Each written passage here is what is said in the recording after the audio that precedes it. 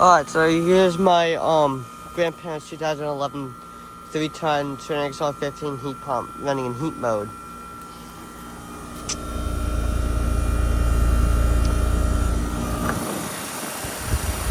It's got a climate top reciprocating compressor, and I filmed this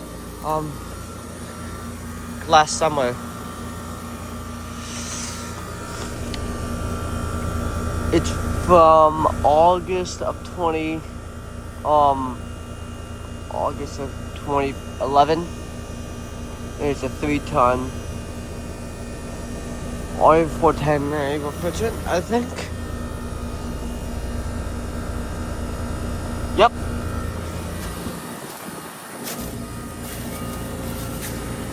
It's the compressor popping top. Already getting warm.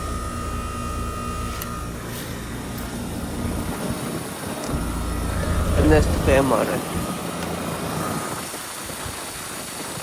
Alright. So there was a video of my grandparents' trane XR15 heat pump running in heat mode. So thanks for watching. Hope you enjoyed the video. Over and out.